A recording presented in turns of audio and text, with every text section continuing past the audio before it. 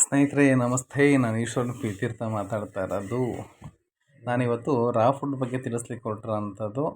ಅದನ್ನು ಅಮೃತ ಆಹಾರ ಅಂತೇಳಿ ಕರೀತಾರೆ. ಯಾಕೆಂದರೆ ಅದರಲ್ಲಿ ಯಾವುದೇ ನ್ಯೂಟ್ರಿಷನ್ಗಳು ವೇಸ್ಟ್ ಆಗಲ್ಲ, ಬೆಂದು ಅಥವಾ ಸುಟ್ಟು ವೇಸ್ಟ್ ಆಗಲ್ಲ ಅಂತ ಹೇಳಿ. ಹಾಗಾಗಿ ನವಿಲುಕೋಸಿಂದ ಮಾಡೋವಂಥ ಒಂದು ರಾ ಫುಡ್ನ ಆರಿಸ್ಕೊಂಡಿದ್ದೀನಿ. ಮುಖ್ಯವಾಗಿ ಬೇಕಿರೋವಂಥದ್ದು ನವಿಲುಕೋಸು ಈ ಥರ ಹೆಚ್ಕೋಬೇಕು. ಜೊತೆಗೆ ಒಂದಿಷ್ಟು ಕೊತ್ತಂಬರಿ ಸೊಪ್ಪನ್ನ ಇಟ್ಕೊಂಡ್ರೆ ಆಯಿತು. ಅದಕ್ಕೆ ಒಂಚೂರು ಒಂದು ಅರ್ಧ ಇಂಚ್ ಅಥವಾ 1 ಇಂಚು ಶುಂಠಿ ತುರ್ಕೊಳೋಂಥದ್ದು. ಜೊತೆಯಲ್ಲಿ ಹಸಿ ತೆಂಗಿನಕಾಯಿ ಫ್ರೆಶ್ ಆಗಿದ್ದರೆ ತುಂಬ ಚೆನ್ನಾಗಿರುತ್ತೆ, ರುಚಿ ತುಂಬ ಚೆನ್ನಾಗಿರುತ್ತೆ. ಜೊತೆಗೆ ಈ ರೀತಿ ಗಟ್ಟಿ ಮೊಸರು ಉಪಯೋಗಿಸ್ಕೊಳೋಂಥದ್ದು. ಇಷ್ಟೇ ಇದಕ್ಕೆ ಬೇಕಾದಂಥದ್ದು. 2 ಹಸಿಮೆಣಸು ಬೇಕಾಗುತ್ತೆ.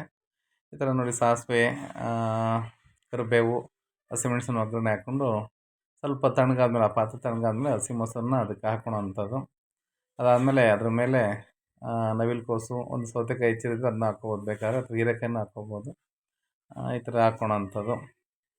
ಇದಾದಮೇಲೆ ತೆಂಗಿನಕಾಯಿ, ಹಸಿ ತೆಂಗಿನಕಾಯಿನ ಹಾಕ್ತಾಯಿದ್ದೀನಿ ಈಗ.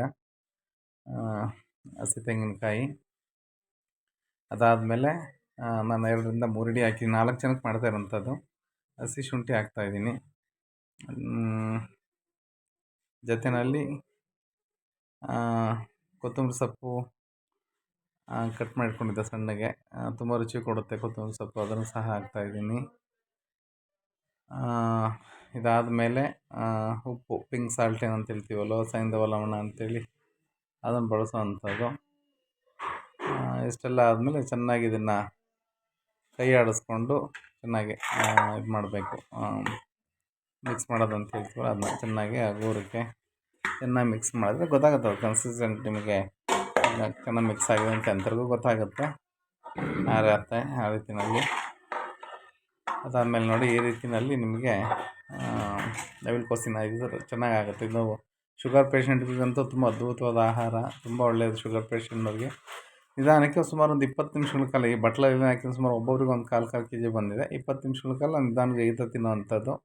ಜೊತೆಗೆ ಹಣ್ಣಿನ ಒಂದು ಅಂಶ ಬೇಕು ಅಂತೇಳಿ ಪಪ್ಪಾಯ ಹಣ್ಣನ್ನು ನಾನು ಇವತ್ತು ಆರಿಸ್ಕೊಂಡಿದ್ದೀನಿ ಕಾಂಬಿನೇಷನ್ ಆಗಿ. ಒಂದು ಹಣ್ಣು ಒಂದು ಕಾಯಿ ಅಂತ ಹೇಳಿ. ಹಾಗಾಗಿ ತಿಂತಾಯಿದ್ದೀವಿ. ನಮ್ಮ ತಾಯಿ ತಿಂತಾಯಿದ್ದಾರೆ, ನೋಡ್ತಾ ಇರ್ಬೋದು. ನಮಸ್ಕಾರ.